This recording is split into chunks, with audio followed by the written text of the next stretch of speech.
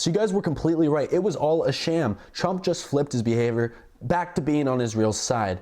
Remember last week I was talking about how Trump was acting strangely. He didn't really seem pro-Israel last week, right before his upcoming tour of the Middle East, where he successfully sold over $142 billion to the bloody rulers of Saudi Arabia. Let's talk about it. For the past couple weeks, what was Trump doing that was so strange? He signed a ceasefire with Yemen's Houthis and left Israel out of the equation, letting the Houthis continue to attack Israel, but not be carpet bombed by the U.S. military anymore, which was super surprising. That, though, is still in effect. He also allegedly cut off contact with Netanyahu, but we know that's not true. Maybe wasn't true then, isn't true now. We also know that he was supposed to present a ceasefire deal and push to recognize a Palestinian state.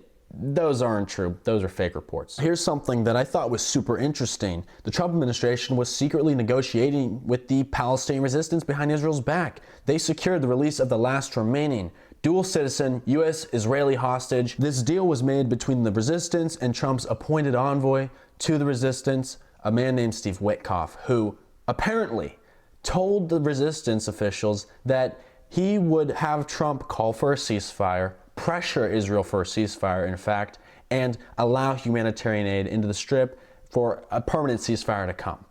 But that didn't happen, and Witkoff said that, you know, they're not doing that. He publicly said it. The Trump administration totally threw this deal in the trash. They lied. They tricked. That's the story. I do want to note that Trump has been saying that the people of Gaza are starving. He probably blames it on Hamas, but now Israel has apparently, their security cabinet a few hours ago approved ending the total siege that lasted 77 days and starved out Gaza, killed dozens of Palestinian people, dozens of children. They might allow aid, but I'll have to see it to believe it. Here's the big kicker, though. The U.S. and Libya were apparently in late-stage talks to displace and ethnically cleanse the Palestinians after Israel completes their Operation Gideon's Chariots, aka the final solution, that they're currently carrying out now as I speak, a ground invasion in Gaza, seeking to push Palestinians into the south of Gaza, into concentration camps controlled by Israel. After that happens and this apparent deal with Libya gets finalized, that includes the unfreezing of billions of dollars that the United States used to provide to Libya in exchange for them participating in this ethnic cleansing. You guys were completely right. Trump just did this to look good on his tour to the Middle East. He signed a bunch of weapons deals. There's a ton of blood on these Arab leaders' hands who do nothing to prevent this genocide from continuing to happen, to stand up for the slaughtered hundreds of thousands of Palestinians. It's a shame. They make deals for weapons with the people carrying out the genocide.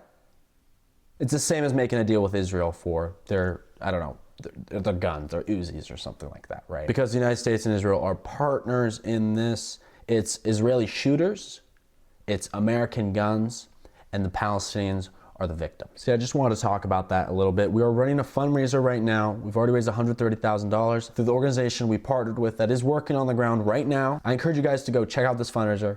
Do your part, contribute to it. If you can't, then share it. Thank you. Share, share, share, and free Palestine.